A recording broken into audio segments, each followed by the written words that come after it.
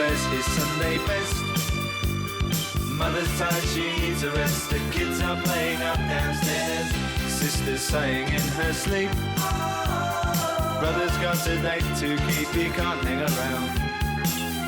Io's house in the middle of our street. Io's house in the middle of our...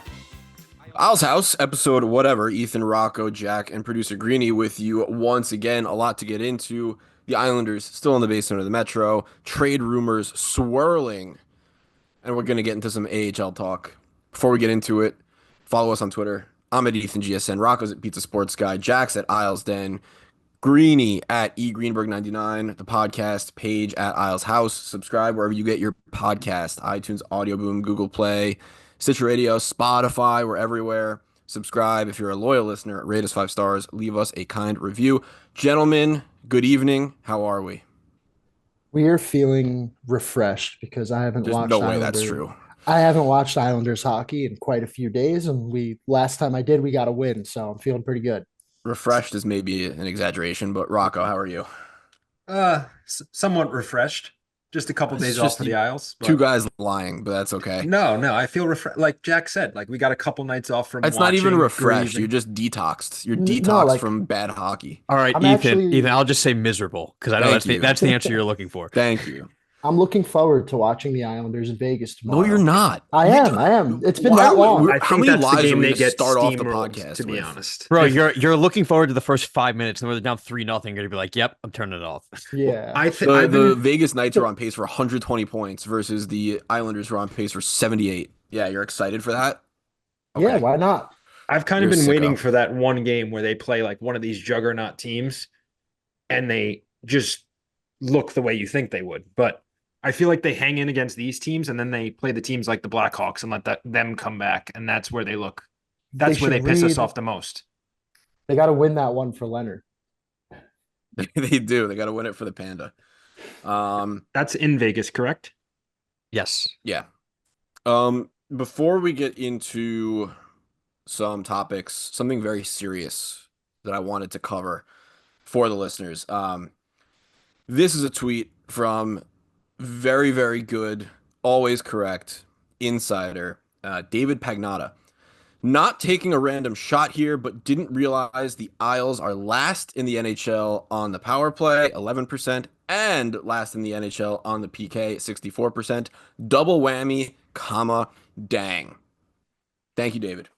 I was just waiting Everyone for him just to give throw a quick round of applause for David Pagnotta, Islanders insider who was unaware of the historically bad pace the Islanders were on. What would we do without David Pagnotta? Just unbelievable insights, and we'd be lost without him. So thank you, David. I was Everyone waiting can for him reply to- to this podcast episode, hashtag thank you, David. I was waiting for him to throw that face-off stat in there too, and just basically say he listens to the episode. Yeah. Like well, not a random shot, but literally not a random shot. no. You know, Like, if from the Pagnotta clouds. if Pagnotta was a listener and he did use that face-off stat, give me odds on would he give us credit or would he just steal it?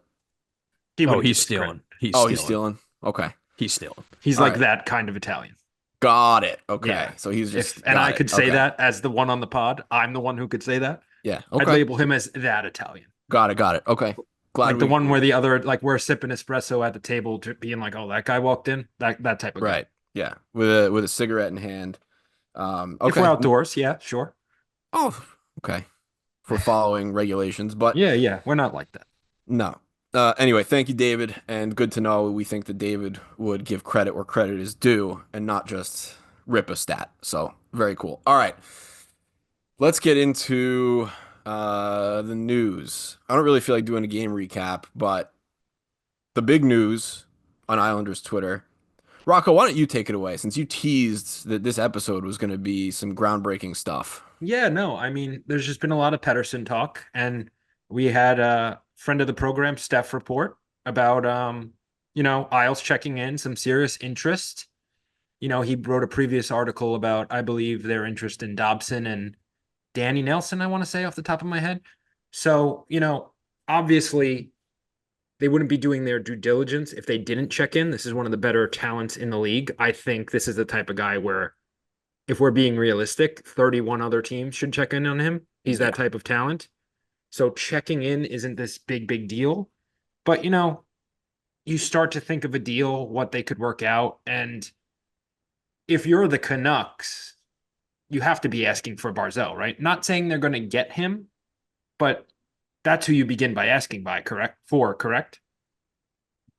Yeah, I'll go You have first. to. I think, did we discuss this last episode, or was this just a conversation between I think us in the spaces group we chat? discussed In this. the, I think you're Spaces. right. You're right. Yeah. You're right. It was in the spaces. Mhm. If I'm offered Elias Pettersson for Matt Barzell straight up, I'm smashing the accept button on that trade so fast your fucking head would spin. However, that is a moot point. It is never going to happen. 31 other teams are interested in a guy who's got no trade protection for himself until July. And outside of that, Matt Barzell has trade protection in his contract, so he would have to waive to go to Vancouver. I think this hometown Where narrative. he's from. Stop it. Stop it. Look, Stop it. Jax, it's a fact. Jack, let me finish. Let Okay, me yeah, finish, yeah, Jack. yeah. Respectfully. Let me Respectfully. finish. Yes. What, the guy's out here in the Hamptons in the summer. He's dating models. He's got probably like a beautiful house here. He's not moving. Like no one wants It's to not go a back full. to It's not a full BC. no trade clause, by the way. 22 team, It's right? 22. Yeah. Okay. So maybe the Canucks are 1 of 10. 1 of 10. Who knows? But assuming that the Canucks are not, like, again, I just don't see him waving. I can Yeah. see Pedersen waving to come here. No, Pedersen. No. Pedersen doesn't have Barzell. protection Barzell waving. till Oh, July. Pedersen yeah, doesn't have yeah. protection. I could see either way on Barzell. I could see him waving, but I could also see him saying he wants to. If there was like if Pedersen did have to waive like months down the road, I still think he would, only because of Bo Horvat though.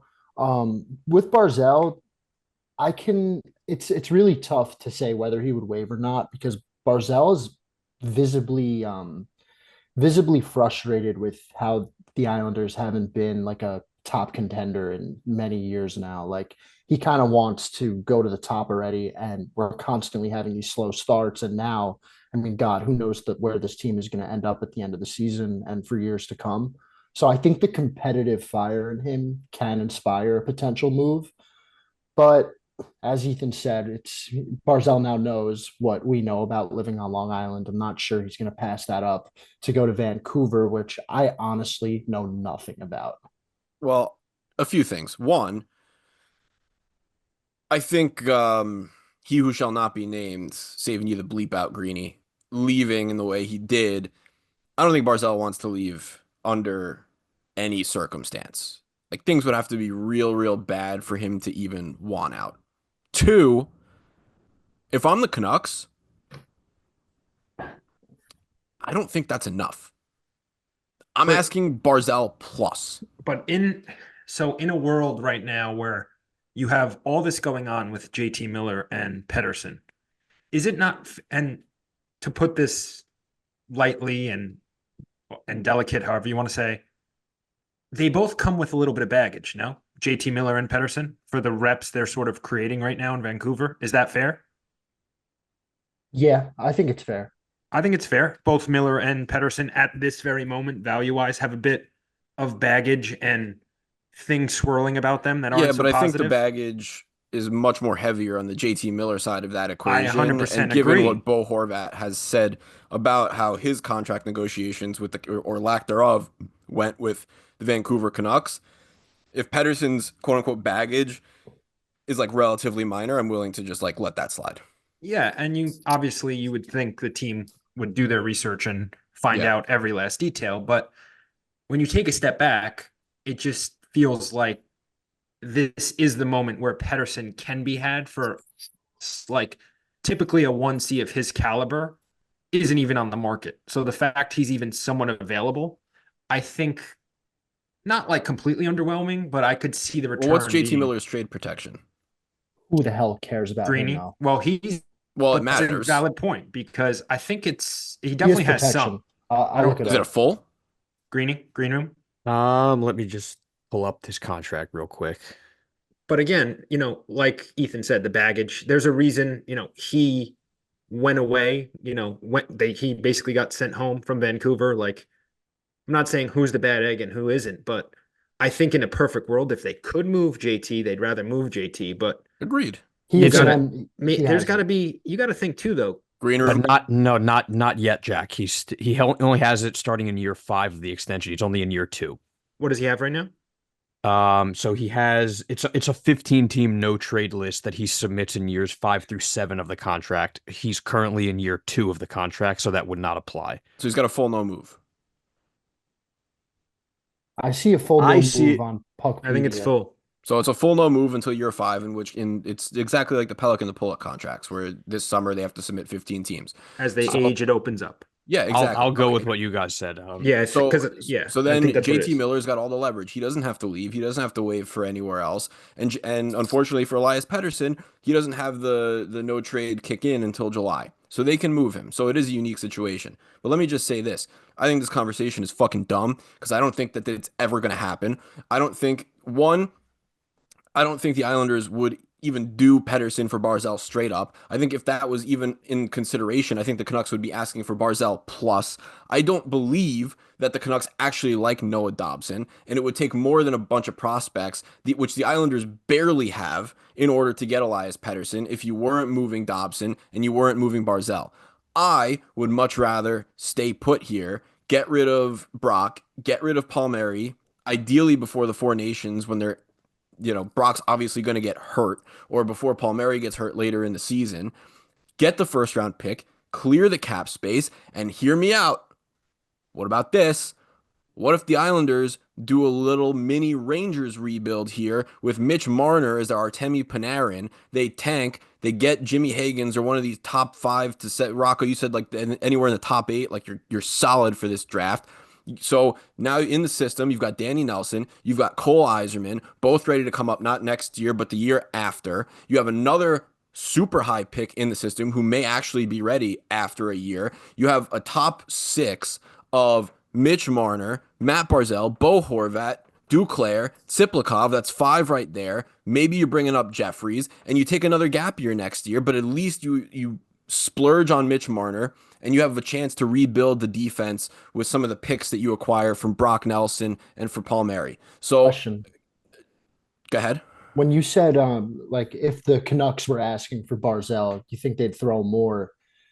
Like what? They would ask for more, I'm saying. But what team has better offer than Matt Barzal? Like Like don't let 30 recency- like 30 There are others. plenty of Who? other Who? teams. Who? No. Who are they offering? Like you have to take out Who's the recency offer? bias a little bit. Listen, you have to first keep of in all, mind, too. first of all, Elias Pettersson for a Matt Barzal trade is like a very, very unique situation. Very rarely are 2 stars just going to swap teams like that. JT Miller's over the age of 30, and if you're going to get rid of Elias Pettersson, who's he's 26, he's just about to start an 8-year extension with like what is it, $11.5 million or something crazy Yeah, like he's that. paid. If you're getting rid of a guy like that, chances are you're getting like the top 4 prospects in an insane system, multiple first round picks. Like you're getting a haul for But the that type of difference, player. the thing with Vancouver, and it's constantly been their issue, it seems like they never want like full on futures. Even when we acquired Horvat from them, they flipped a pick for Hronik. They always, That's fine, but they're like still permanent win took the now, pick. similar to us. That's fine. They still took the pick though. No, but I'm saying what to Jack's point, like who, like if they want a guy now, because the rumor is they want a center. That's what Elliot Friedman said. They're looking for a C. Who has that C to dangle? Because you have to keep in mind these teams that We're are not even contending. sure. But we're not even sure that. But that would a the Islanders Carolina could dangle offer Barzal. Natchez? Would a Carolina offer Natchez? I don't think so. No. Would we offer Barzell? We wouldn't think so. So like, there's a No. lot now. So as then you're far- talking a picks and prospects type deal for him. But they wouldn't. Then they probably would just try to figure it out for the rest of the season and then do something. I which don't is see why- fine, I but don't see why it matters I don't whether buy happens that they're now or in the not offseason. interested in Dobson. Their defense is atrocious. I think, and Dobson's atrocious. to Greeny's Also, He point, fits right in. but could Dobson excel there next to a Hughes?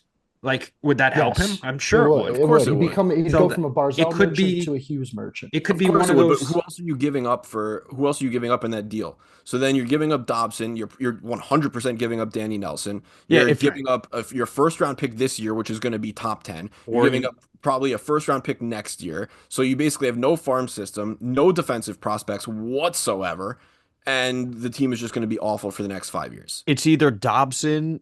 If you trade Dobson, then you're giving up futures along with picks him. and prospects along with Dobson, or if we're doing the Barzell thing, then it's Barzell with maybe a lower level prospect or a lower draft pick. I think that's the balance. I was looking back at Isles trades, and the one comp I think would actually be somewhat fair if there was some sort of Barzell Pedersen swap is like the LaFontaine for Turgeon back in the day. I don't know, remember what year that was, but I was looking it up. I'm pretty sure they got swapped for one another. And it is, somewhat similar in that if that's the deal, it could be that sort of thing where both teams win. Yeah. If they wanted to follow through on it. I don't think the Islanders would do it, to be honest. Fair or foul, I don't think. And I kind of understand it too, because if you're looking at it from the Isles perspective, like if their team ranking, like overall out of 100 was 81 and they swap him out and get Pedersen, what's their team ranking? 82, 83? Like it doesn't move the needle enough. I think it moves it enough that it's worth an extra. It's an upgrade, but it's a risk. It's extra $2 million. And again, as I said, I do whether it's fair or not, I do think Pedersen's value is okay. Fine, but do you think they're trading for him without Bo Horvat's like, yeah, go ahead, do it. He's a good guy. Oh, absolutely. I think that's one of the big reasons he would come. But I also think Bo Horvat wouldn't approach management and say, I want Pedersen at the cost of Barzell. I'm not saying that he would do that. I'm saying if you truly believe there's baggage there, they're consulting him. No, absolutely. But does everyone have a Horvat to consult on Pedersen? League talks. Good point. That's a good point. They don't have direct talks. Former captain talks. Either way, I think this is incredibly dumb. I would not do this trade right now. I'm waiting. All right. So question for you three. What are the odds, A, he gets traded in your mind, and B, what are the odds the Islanders can make it happen? Just 100%. Pedersen trade or Pedersen or Miller? Just Pedersen. Just Pedersen, because I don't think JT Miller, at least for the Islanders, he's not a target for realistic. Us, no. Exactly. No. Go ahead, Ethan. 100% he gets traded. Pedersen? 100%. No, I like. There's two questions. Like, do you think I understand he gets traded? That was okay. Answer number one. Yep. Let me finish. That was answer number one. And 0%. Don't get me wrong. I think the Islanders have inquired, but again, like this is the same issue that they faced this past offseason. Like all of us know for 100% certainty that the Islanders were seriously shopping, especially for a guy like Nikolai Ehlers. Elias Pettersson is like 10 times the player that he is. Like they don't have what it takes. You cannot pull this trade off if you're the Islanders. I don't believe that they could. If Lou wants to prove me wrong, I think that's classic Gen Z overvaluing the Islanders prospects. But I don't think it's about prospects. I think you're underrated. I think a Barzell Pedersen swap is realistic here given the circumstances. Not at all. I also think on this pod sometimes, myself included, we kind of underrate the value Dobson would have on the trade market. We kill him. He drives us nuts. Yeah. But I do think he would have way more value than we're realizing. I really do. Barzell. Barzell would too, but I'm just saying have value. Barzell, we know. Barzell is our most valuable piece. If we went through the whole list of our team, I think Barzell would be the number one piece. And maybe Dobson is too. I think Dobson is just because of the age. Number one? Yeah. I think so. Just because of the age and the position. You're going to have to pay him, do a new deal right away, I would say so. But I would say Barzell just because of the certainty of his deal. And with like a Dobson, if you acquire him, you don't know what that next deal is going to look like. But Jack, what do you think? Odds he gets traded and odds it's to the Isles. So something that I feel like isn't being talked about enough is so you have a star center, number one center. You cannot trade him in your division. You're not going to want to trade him in your conference. That just spikes the odds of every Eastern Conference team. The Islanders have done plenty of business with the Canucks over the last few years. They were close to getting JT Miller. Thank God they didn't, but I'd probably give it like a 30% chance right now. Just two season Islanders. Yeah. An Islander, sorry. Yeah. I think it's more possible because the desperation of getting rid of him is high as he gets closer to the no move clause. I don't think they're going to trade this guy in the conference. They're going to want him as far away as possible. So I think given that fact, and also that we've done business with Vancouver before, I think it's possible. And I do think we shit on our players so much that we forget like how other people see them. Like if you did a poll of hockey fans on how good you think Noah Dobson is, and it had no Islander fans in it, promise you the results would probably surprise us. I And don't think the in division thing matters at all. Like we just saw who was it for that went. Pedersen though, like I It's don't think it would matter better. for This is a Miller. seriously like But like, this would is we a want to trade really- Barzell to the Hurricanes? I wouldn't. Bro, I mean, we just saw Gensel go to the Hurricanes with the. But that was with a rental. they had, yeah, but they Gensel were and like Pedersen, bro. obviously No he's way. not. Obviously he's The not. only Pedersen. but the Gensel's only very team good. would be the Rangers. I think that they would just not do Say business no. with. Yeah, correct. But like again, if the offer is good enough, and obviously the expectation was Gensel would re-sign in Carolina. That didn't happen, but they tried to make that happen very, very hard. And who was it from the Sharks that went to Vegas? Was it Hurdle. It was Hurdle. Hurdle? Yeah, like again, like these type of trades happen. That team's tanking though. Like this is different. It doesn't matter. It's in division. What do you think is going to happen But to I the do Canucks if think- they get rid but of if- Pedersen? More but likely to than not, Jack's they're going to be point, tanking. To Jack's point, if the offers are even, they would obviously choose an 100%. Eastern Conference team. So it 100%. is, so there I'm is just an saying it's advantage not for ruling. the I'm East. just saying not ruling it out. Someone who No. does have the haul that you're talking about, Ethan, is the Red Wings. Have a ton of picks, have a ton of prospects, and like it comes down to what the Canucks are looking The Iser for. plan. And they also love the Swedes. They just like, you just They see do Swedish love the guys in those Swedes. jerseys. It just The- makes sense. The It only flows. thing that Eiserman's actually done that I think is somewhat good is put themselves in a position to where they have the assets and cap space to take on a guy like Pedersen. Other than that, their actual product of a team is not very good. So That's called sucking for a decade. Yeah. pretty much. But I'll go for Pedersen. I'll say the odds he's traded, I'd put it like 50. I still think Miller will probably get moved and then hold on to him. And odds he's an Isle, pretty low. I mean, just because how many teams are going to go after like a 3 to 5% type chance? I Very think if- low. I think if JT Miller's moved, it's going to be like very, very. Underwhelming. No, I mean, it might be, but The return. it's going to be very insightful into. You think things will come out after that? Oh yes, I but don't think so.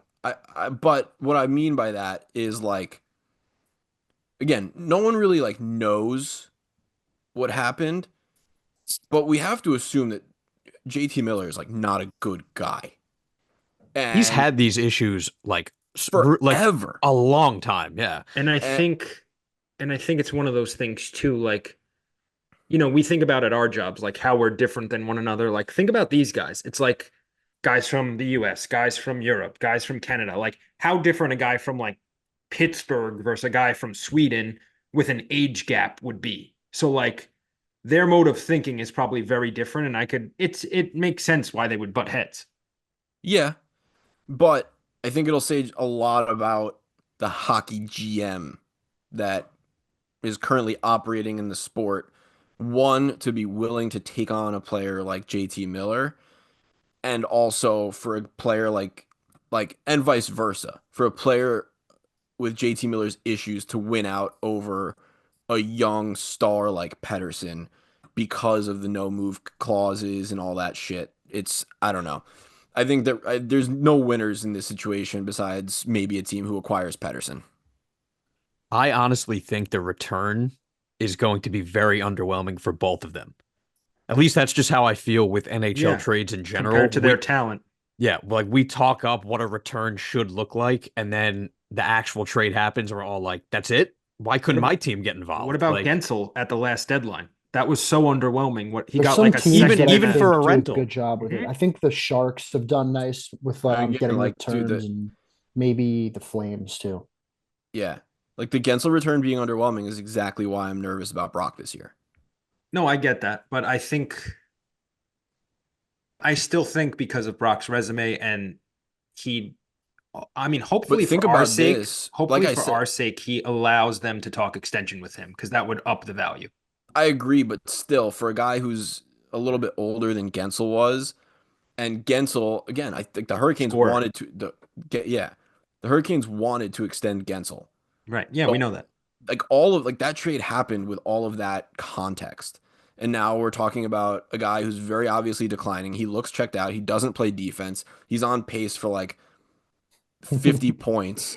You love And- saying his point pace. It's the I best. love saying this, but I'm addicted to his point pace. Guy hasn't scored a goal in 17 games, which is astounding. It's ridiculous. And Jesus. and people are like, oh yeah, they'll get a first for him, no problem. Like, I Yeah, do I'm getting think they get worried a about. first. I'm getting They'll worried about it they'll too, to be ask for a honest. first. I don't know if they'll get a Ask and first. get is different, but I do, Yeah. I still do. Well, you got to keep in mind, and I always say this in regards to picks, the contenders trading a first is like pick 30. So it's Yeah. almost a second round pick. Like if he goes to Colorado, we're getting like pick 30. So it's Again, not I just like, think people are going to be severely underwhelmed by the return because of everything that I just mentioned. Like, yeah, they'll probably get a first. Well, is it going to be a first this year or next year? Who knows? Is it going to Right. be like I don't know exactly what to expect, but it's going to be underwhelming. I do believe that. that's fair. But I just think, so I was looking at the trade board. Some guys were posting, reporters were posting over the last few days. You had Saravalli. I think Johnston posted one amongst others. And Saravalli, who didn't include Miller and Pedersen, had Brock as number one. So we have to keep in mind with these returns, it also depends on the market and who's available. Like if there's no one out there like Gensel available and Brock's the top dog, it only helps us, right? If it's weak as a whole, it only helps us with Palms. If there's maybe not so great center depth on the market, maybe we can dangle JG and get a nice return for him. So it very much depends on the market and if our GM is actually willing to sell, which is the biggest question of them all. And Rocco, what about if they hold on to him before the Four Nations face off? Like if he performs well on the big stage when everyone's watching him, as dumb as that might actually be, because it's not an NHL game, I think some GMs will actually become a little more interested if he No. performs well on a bigger stage. Yes, but that's a double-edged sword because you're letting him go and letting him risk getting hurt in very serious, probably very highly contested games. And I've been saying for a bit, I think that Four Nations tournament is going to serve as like an early trade deadline. You're going to see teams on the outs probably trying to get rid of guys before that because they don't want to deal with it. Because think a lot of these top talents, like if you have a guy that's going to play for Team Sweden and you're a team that's 10 to 12 points out, why wouldn't you trade him before that tournament? Yeah, Well, It's way too risky. But couldn't that? I feel like that could hurt the selling teams. Like if they're Rushing it? yeah, if the Islanders, for instance, are desperate to get rid of Brock Nelson before the Four Nations, and a team said, "Oh, that's too bad. We're gonna wait and see," and they just like keep waiting. No, I of think course. Lou's gonna roll the dice. But he'll probably roll the dice. But I think a good GM in that situation would start shopping now. This way, you have multiple Of offers course. on the table, Mhm. and then come Four Nations, Yeah, take it or leave it. you take the best offer and walk away. But it's not something like a week before Four Nations you could be like, oh well, now he's available because we're far enough out. Like you have to have some of these conversations now. Yeah, but You can't like wait. all of this makes perfect sense, what everyone is saying, and I totally agree. But we know who we're dealing with here. No, of course. So like he's that's going to do the it his only way. thing. Exactly. I Exactly. still think the best way to set this team up for success is just sell Brock, sell Palms, And more, maybe more. Pajot. Peugeot. And by the way, Rocco, I texted this to you, I think, but all the guys who put out their trade lists are fucking cowards because the easiest clickbait possible was to include Anders Lee, who's having a career year, on that list, and none of them did it, which was insanely cowardly for all the insiders, quote unquote insiders out there.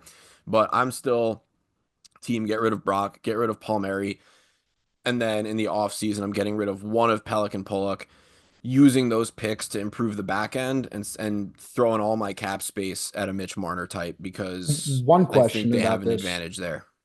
Do you think that there's any possibility, given the fact that like Lou is the GM, it doesn't look like that's changing? Is there any possibility that Brock is very under the table right now, getting like a little extension to stay with the Islanders? To me, No it seems like shot. he has 1 foot out the door already, to be honest. Yeah. Like any chance in hell? There's don't know always how- a chance because it's Lou and he has that drawer, you know? Yeah. How would 1%. ownership allow that though? How can ownership allow that to happen?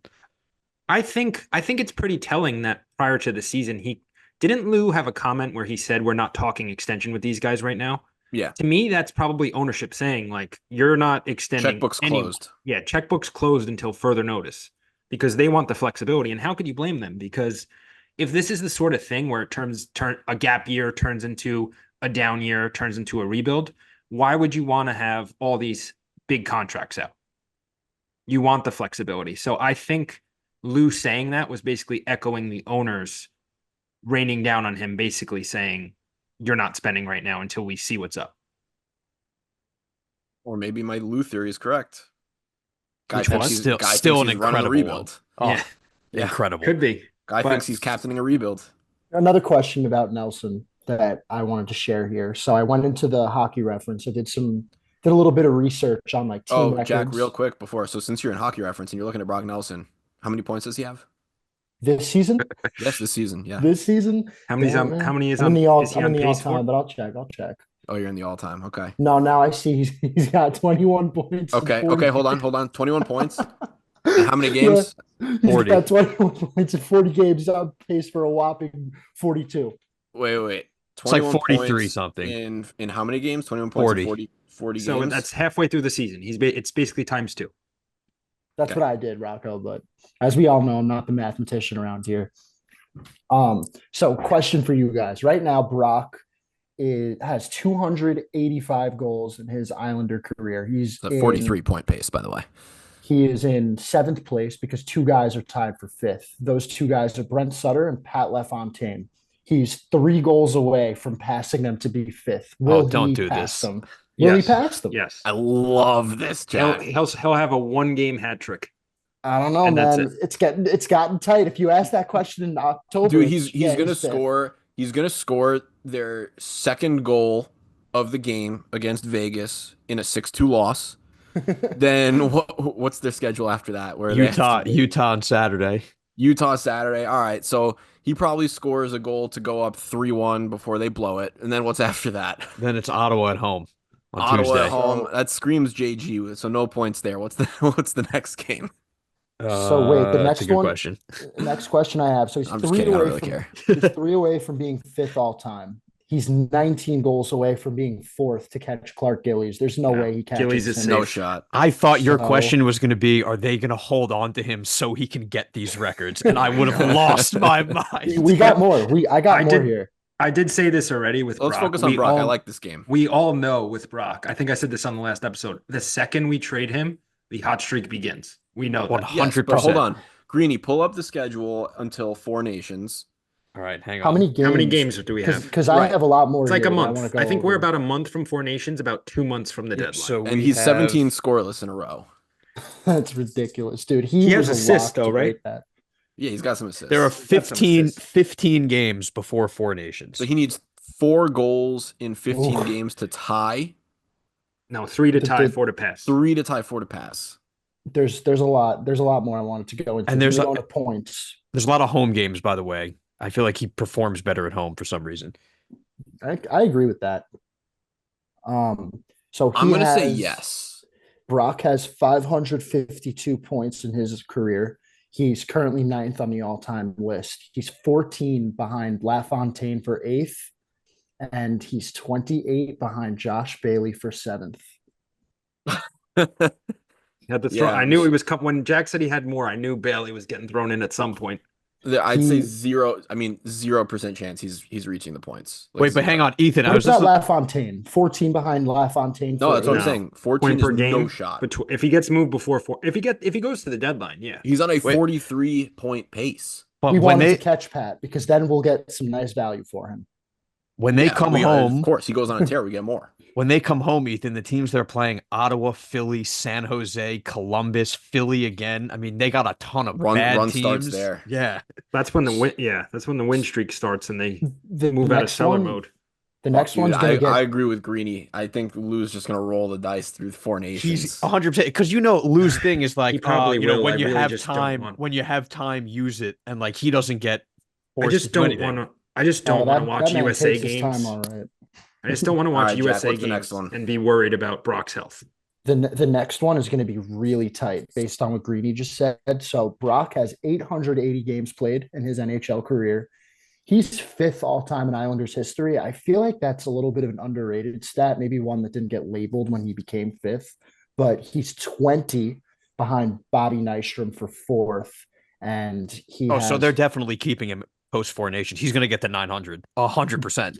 but he has no chance of becoming 3rd all time. He's 177 games played behind. Josh Bailey. Joshua Bailey. Okay. Jack, I'm not liking this game so much anymore.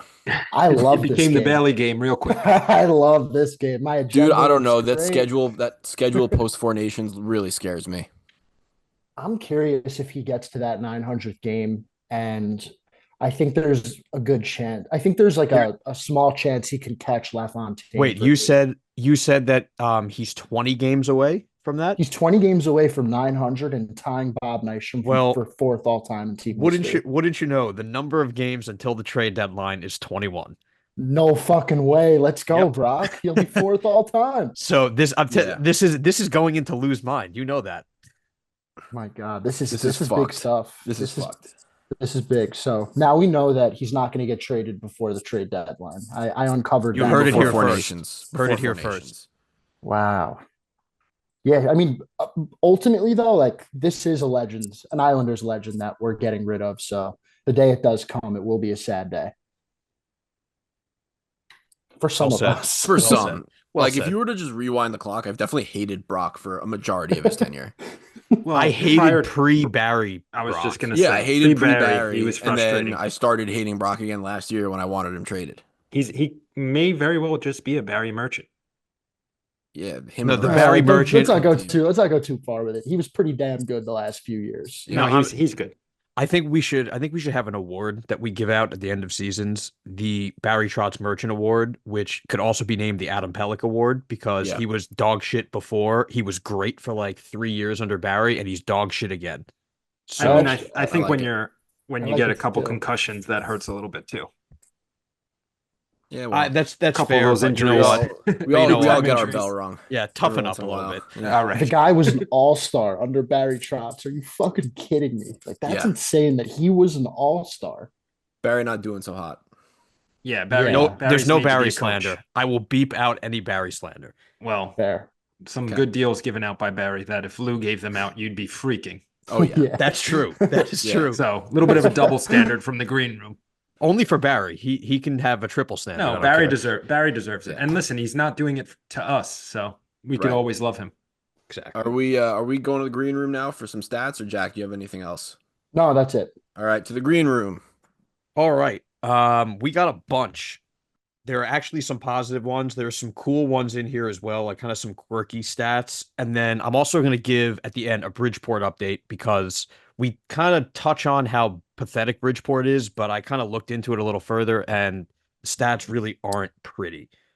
But Jesus. first, we'll go through some milestones. So, we were talking about games played. Another Islander legend, if you wanted to eventually call him that, Anders Lee is going to play his 800th game tomorrow night if he plays. That's going to be 10th on the all-time list, so shout out to Anders. Casey Cizikas is also 1 point away from 250 points, which is 30th in Isles history. I'm kind of surprised it was that high, but that'll be good when he gets that in like 2 months. I'm loving these And- positive stats, Greeny. And going. also, and this one specifically for you, Jack, because I know you really, really want a stat on Sorokin. So Ilya Sorokin is now 4th on the all-time wins list, passing Kelly Rudy with 108. He is 22 wins behind Rick DiPietro for 3rd all-time. Oh, think he he'll get better that not one. he better not catch Ricky. He's not going to catch him this year, probably. He's gonna but catch him. He will catch him. If he doesn't absolutely. catch him, it's a big problem. What if the Canucks want a goaltender, huh? Are you guys doing that trade? They're done with Demko. Sorokin for Pedersen. Oh my God, Soroka, please. Hell yeah. Oh my Yeah. God, I'd I mean, be so happy. I love from a Ilya, value, from probably. just a It'll be goalie versus closer to center Russia. value. You have to do that. I'd probably do that, honestly. 6 hours closer to Russia. Anyways, other team stats. So these are updated through the game on Sunday. So it's now the 13th time in 15 games they've allowed the opening goal. And I actually looked at their record for that. So when the Islanders do score first, they're 7-3-4. And when they allow the opening goal, they're 8-15-3. So, Oh, so it hasn't been as important It- as I said. well, I mean, Seems- there's it 7. sounds pretty There's, yeah, important. sounds Yeah, pretty they important. to stink me. when they There's give up the 7 first games goal. under 500 when they give up the first goal, and they're 4 Yeah, games yeah. over 500 when they score the first goal. Yeah, and honestly, yeah. it should be more than 4 games over 500 because normal teams don't blow this Don't. many fucking leads, and they've 4 overtime losses in your scenario. So We'll get to that. Oh, we will get to that. Respectfully, Jack, it matters. Yeah. So I mean, this team makes me look dumb all the time. So I'm really not They phased. make Hey, all but- of us look dumb. yeah, You're it's not fine. special. We Yeah, all, I think we we're all picked them for dumb. the playoffs. Yeah, and Yeah. Dude, right behind me saying that the Hurricanes would win the division and that I thought the Rangers would have a down year, my dumbass said the Islanders would finish second in the Metro. Yep. Oh, They might finish second to Basically. last. They Well, might finish last. are they in last? Yes, they They're are in back last in last the place. Metro. Yeah. Christ. So shout Not out to good. that. On Sunday, it was actually the first time in the last 9 games the Islanders were shorthanded and didn't allow a goal. So you know what? Shout out to the Islanders for that. They didn't allow a power play goal. Great job. It was also the third time that they didn't have a power play for an entire game this season. Hmm. But that's probably a good thing because they're now 0 for 20 on their last 11 in the last 11 games in And the you know power what? play. I think the Rangers, I don't know what the Rangers were last night, but before last night, they were 1 for their last 21. Yeah, I mean, bad teams have bad special teams. The and power play that's merchants are no longer. exactly. That's And wild that their power play Yeah. fell like that. Fell That off a was cliff. it I was think it's all really good. Zibanejad's confidence, to be honest. Yeah. and He's I mean, that sniper on their power play, and now DJ he's just Micah. not scoring. yeah, and Fox hasn't been good or as good either. I Yeah, mean, it's something's up with them. The Yeah. whole morale's off with them. and then the other stat on the power play. So if the Islanders don't score a power play goal the next time they have an opportunity, it will tie their franchise record for most games of the power play without scoring a goal from the just wonderful 2010-2011 New York Islander team when they did it for 12 games. So please just score a goal. Random stat that I found, the Islanders are 8-11-3 in their last 22 games. They are 5-0 on Saturdays, and they are 3-11-3 on every other day. And 7 of their last 8 wins have come on a Saturday or a Sunday. So they don't play well during the week, but they play well on weekends for some reason. They don't like to fuck up our weekends. Well, Good shit. he was boys. there's only 2 days of the weekend. Yeah. Exactly. And then we were talking about blowing leads before. So I was actually stunned when I saw this, but I guess I shouldn't have been. They've been tied or ahead after 2 periods in 28 of their 40 games. That's 70% of their games where they've been tied or ahead in the third period. But they've also, in the same breath, allowed their opponents to come back to win 8 times in this season, including an NHL high 7 times in the third period. Fucking crazy. So to go back to the stat earlier about starting well, they do have plenty of games where they actually score first and then they just blow the lead going into the third period. Kind of unbelievable. And then last couple here for the win in Boston. It was only the third time they've won in their last 13 games in Boston. And weirdly enough, all 3 of the wins have been overtime winners. It was Bo Horvat, Anthony Beauvillier, and Matt Barzal in a shootout going back to 2019. And it was also the first time that the Islanders won a road game in the United States since November 1st, which was in Buffalo. They have 4 road wins since then, but they were all in Canada. So It's crazy. Unbelievable. And then a fun Bo Horvat stat, actually.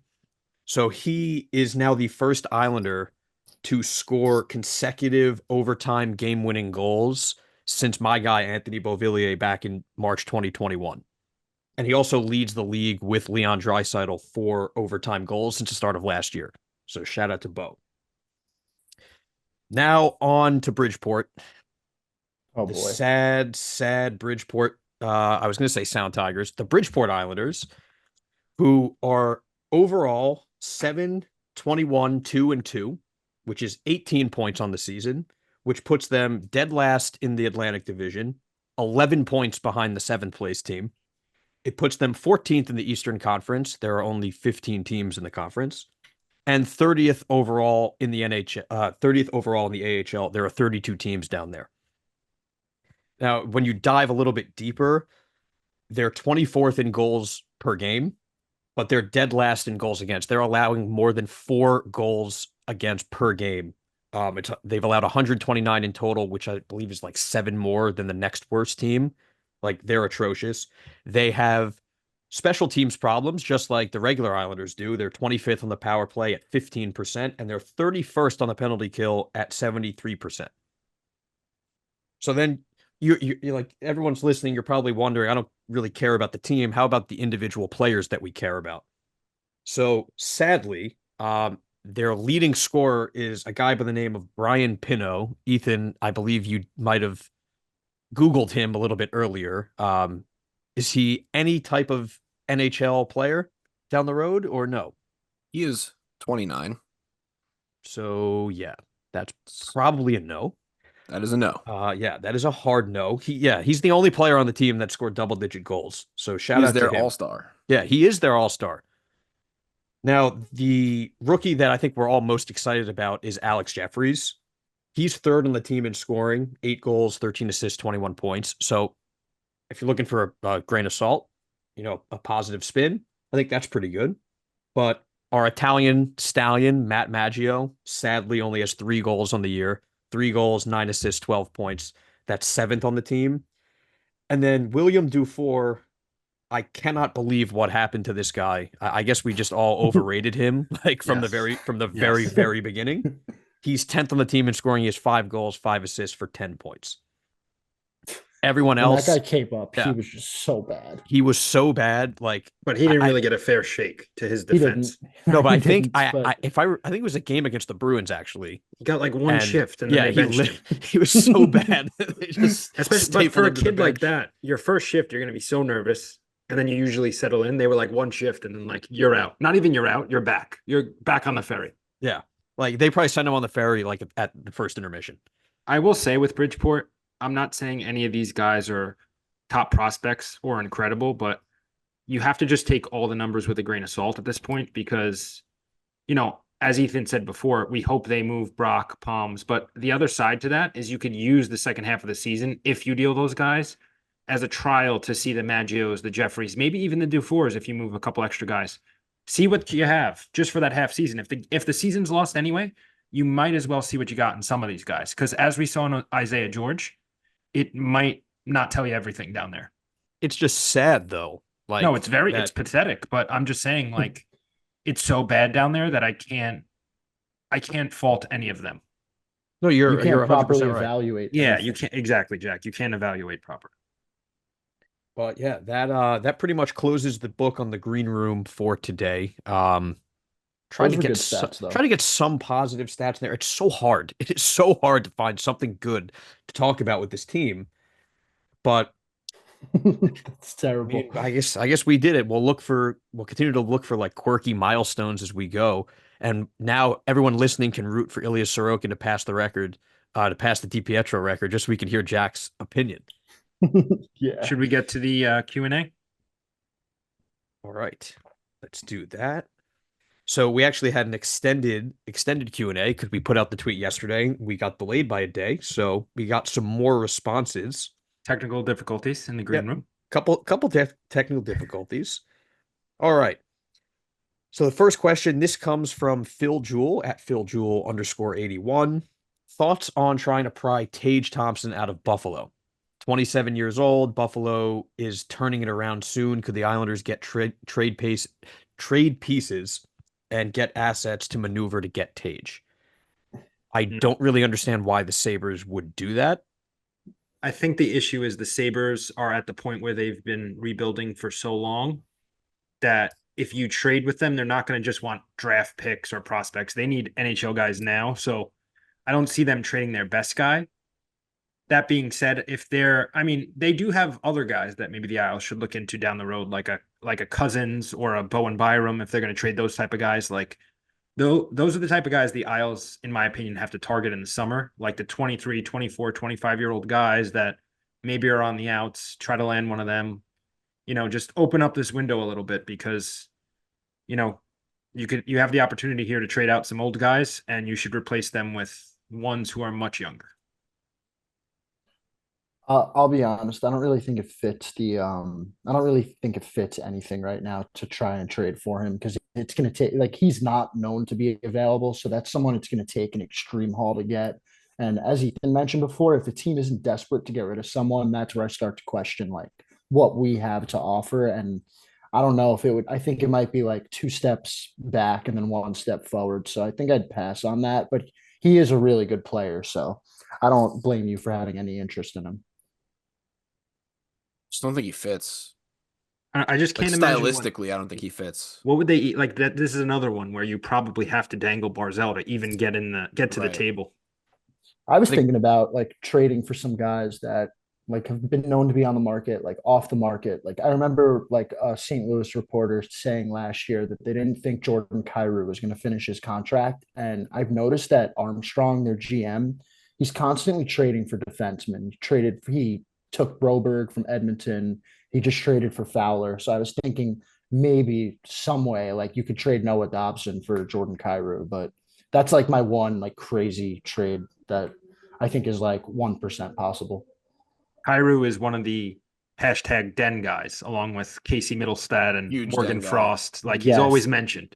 Those three are the top three. That's the list right now. The Den guys, It is. Den's men, if you will. Yeah, I think Cousins is the guy I would look at instead of Thompson.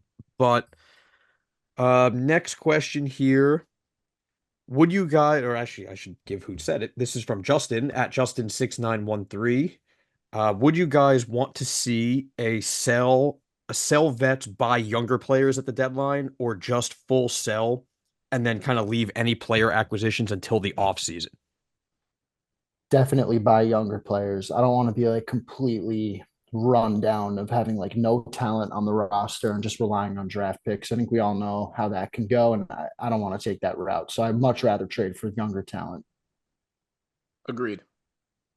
Yeah, I mean, if the right guy's available, why? Like I said, if a Bowen Byram's available after you trade Brock and add a pick, sure, but the chances of that are probably slim. So I also wouldn't mind having the flexibility going into the offseason either. 100%. If it has to be picks, it can be picks though. And Like as opposed to a young guy? No, like if it's nothing or picks, like you got to take the picks. For Like sure. if like I would rather trade than hold some of these guys if it's only, you know what I'm saying? Like even if you're not getting the ideal package that you want, you still You're would still rather moving just them, get yeah. something. Yeah, like you got to trade these guys one way or another. So Yeah, you get picks an are the only asset. option. Take them. And the underrated asset we keep talking about is the cap space, because you're not giving Brock a new deal. You're not giving Palms a new deal. So you have all that money that opens up for someone like Ethan just said. If a Marner's available, if he's probably not going to be a Rantanen or even an Ehlers, you open up that space and you can throw a bag at these guys. Absolutely. All right, next question. This is from at EJK612. Am I crazy for thinking this team's chances of making the playoffs doesn't really change if they sell? I've seen so many times key players get hurt and then they go on a run, so I can see them getting rid of a Nelson and a Palmieri, and they somehow get hot and sneak into the playoffs. I don't think it's that crazy because Brock's been that bad. Yeah, So I it's think crazy. I don't think they're going to fall off. Like, I don't think they trade Brock and fall off a cliff because they're already off the cliff. Yeah, it can't get worse. Yeah. So I think it's possible that they can make the playoffs while selling. I mean, the I Eastern agree. Conference is so bad. that's more about the conference than the Isles, though. Yeah. And that's sort of why I want them to sell sooner rather than later. Yes. Because if they start going on a run before They'll they get back sell, in it. Yeah. Yep. We know how that's going to work. All right. Now this is from Ryan at RJNYY0. If Brock Nelson gets traded at the trade deadline, who do you want back? And this is specifically if he gets traded to Minnesota, because I think that's the only team that Go ahead. we've Ethan. heard. Say it. what? Say it. Who do you want from Minnesota for Brock Nelson? Who do I want from Yeah. Minnesota? Could it be U.S. junior hero Zeev Boyum? Tribesmen as well. Yes, We have bagels and pizza. we do. And we have those who can offer. That The is best in the very world. true. Yes. Best in the world. Yeah, I think that's a long shot, but that's what I Yeah. want. I think but again, similar to what we said before about Barzell, Pedersen type thing, you got to ask, right? Like you got to at least ask, even if you're adding something to Brock to get that kid. He's going to be a stud, but Right. for that reason, I don't think Minnesota even thinks about moving him. And there's like nobody on the actual Minnesota roster I would want. I think this would just all be circled around a draft pick and a prospect. Yeah. Yeah, I would agree. But that's most contenders, right? Most contenders aren't plucking a guy off their current roster to hand you so they could go out and try to win a Stanley Cup. They just want to add to what they currently have. Oh, For 100%. Minnesota specifically, I would say what Greeny said, just a pick and a prospect. Yeah, it's fine. All right. A couple more questions here. This one's specifically for Ethan from Chad at CAYOUB1. What happens to the value of my Lou coin if Chris Lamoriello is the general manager? Sky high, baby. Buy more. All right. So we'll get to an actual serious question. So the Isles have 42 games. Again, this is from Chris C. Gary, 1022. I'm just off my game. Apologize. The Isles have 42 games left. 23 of those are home games. They're only 4 points out of a playoff spot. What is more likely? They sneak into the playoffs or they sell off their UFAs? Not what we want. What's more likely? I'm still going to say Sell. sell. This Sell. is the year. This is the Sell. sell. Yeah, I'm a selling on that. I think it's going to happen. And I think it's because if we're being realistic and understand the age of these UFAs to be, why would they want to be here? To be fair, wouldn't you want to go win a cup? Well, we talked about this Right. last time. These guys Brock want out Nelson, for sure. Brock Nelson needs to have some honor. We think, and say, I want to chase cups. That's what Ethan said, I think. But there's nothing. Listen, they've both been good soldiers for the Isles. There's nothing wrong with them not wanting to stay. There's nothing wrong with it. If the team would win now and they said, "Oh, I just want to be in city, whatever," yeah, you could get a little upset. But the team is not winning, so I can't get upset at guys that want to go chase a cup at that age. Agreed. They're gonna want to chase. And they should. And and if they go out west, I'll root for both of them. Oh, absolutely. I'll root for all of their pending UFAs wherever they go, unless it's like if they go to the Hurricanes, for example. Yeah, or the unless it's a Leafs. rival. Yeah. Like even a JG, even if they went to Florida, I would root for them like Oposo last year. And so I just made this up on the spot. What are 3 teams that you would absolutely not root for a former Islander, not including the Rangers, because that's obvious? Toronto, Not including the Rangers. Ooh. Carolina, Toronto. I agree with both of those. And I would say Tampa is my third. Yeah, Tampa. Tampa's a good one. But even like, I'm gonna go with the Devils. but if Fuck we're not that team. in it and Brock or Palms went to Tampa, I feel like I wouldn't care that much. Like I just hate the Lightning to that I hate extent. them too, but it's more out of jealousy than actual true hate. I don't really hate them. They showed the Islanders a lot of respect when they beat them, and I don't really feel like I don't have as much animosity towards them. I really just don't like I don't like the Hurricanes though. I will say that I think the Leafs are far and away my number one after the Rangers, though. That Me I too. like just couldn't root for them. Yeah, I think Leafs Hurricanes. Ethan, do you care to answer? What was the question? Besides the Rangers, give me 3 teams that if an Islander was traded to for a playoff run, you could not root for them. Oh, the Hurricanes. I mean, I have to assume that a lot of these teams would have to be like very competitive. Yeah, I mean, Hurricanes, the Leafs. I can't pick the Rangers. Trying to find like an interesting answer. You that's know, not you know what's one that I'd actually feel, and it's not even like a direct rival, or we've never had an incident with them or anything. But I don't think I'd root for them if they went to Boston. That's Yeah, that's That's a a- good one. that's a good one. And like we can't say Florida because we all rooted for Okposo last year. How about Vegas? Just Yeah. because I don't like Vegas. Yeah, fuck Eh. Vegas. The fucking It long-term wouldn't- injured reserve merchants. I wouldn't Yeah, lose you're an right. ounce. That's a good I one. wouldn't lose a Yeah. second sleep though either. Vegas is my third one. No, like I wouldn't like cry about it, but I also Yeah, be but- like it had to be Vegas, really? Like, Yeah, an eye roll. They'd get an eye roll. exactly. All right, should we do one more? Yeah. All right. This is from Coach Jeff 24.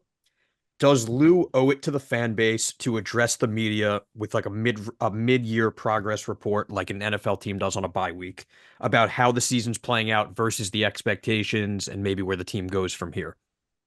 I actually want that. I was talking to my dad about that. I think the fan base really deserves it because I've outlined this so many times on my Twitter account. Like, we have so many decisions to make on so many players like Nelson, Palmieri, Siplikov, Dobson, like Romanov. There's so many guys that like we have no idea what their futures are, and that's fine. You're not going to know that, but given the team struggles in the context of Lou's tenure, like we really have no idea if he's even going to survive this season. Like if this was any other organization, this guy would be on a hot seat. So I think that like ownership, the general manager, like really needs to speak to the fans to give us some sort of clarity on like at least who's making the decision here. So yes, like the fans need that right now.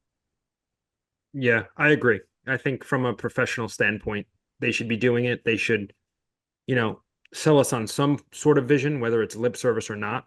I think they owe it to the fans. And also, as a side, I'd love to be a fly on the wall for Jack and his dad's conversations, because every time Jack brings up his dad, it's like this deep breath, like, I was talking to my dad about this, and I just picture so much emotion at that table, and There like was. just I was such deep pissed. feeling and I love for was this pissed. team. And it's just like a vent session. Like Greeny, I know you're a Sopranos guy, like Tony and Melfi. Like that's probably Yeah. that's how I feel about it. Nah, I was This pissed stupid because team. I'm just like sitting there, like looking at all of these guys that they have to make decisions on. And it's like, who the fuck is even making these decisions? Like, we haven't heard a word out of our general manager in quite a while. So Did I was you and thinking about it. you and Papa Den see eye to eye on most things, or were there any disagreements? For the most part, there's some things we disagree on. He's sick of Dobson, which I got him onto that wave. He's mad at us for the way we talk about Adam Pelech, by the way. We need to be nicer to Adam Pelech. My dad thinks he's got some good hockey left in the tank. Well, Wow. Mr. Den, he stinks. I'm sorry. Ethan, again, would you like to participate? Not particularly. All right. He doesn't want to be offensive. I get All it. right. So then I'll just step in and say, under normal circumstances, when the team is, when the fan base, I think, understands the direction of the team, I can kind of understand Lou's cone of silence and like not saying anything. But when, like Jack said, when there are so many questions and so many big decisions that need to be made, I think it would be nice if it doesn't even have to be Lou. It could be one of the owners if they just came out, put out a statement, or even did a mini press conference, We're just not getting telling shit, us. guys. No, of course not. One of the owners. Just say Ledecky. Malcolm's Yeah, not Ledecky. saying. Yeah. Well, it's like it would be Ledecky like reading a statement that was from Scott Malkin. Right. Yes. Yeah, that's pretty much all I got. All right, boys. Okay. Good episode. Follow us on Twitter at EthanGSN, at Pizza Sports Guy, at Isles Den, at eGreenberg99, at Isles House. Subscribe, and we'll be back with you guys in a week after a West Coast swing. Father wears his Sunday best. Mother's tired, she needs a rest. The kids are playing up downstairs. Sister's sighing in her sleep. Brother's got a date to keep, he can't hang around. Isles house in the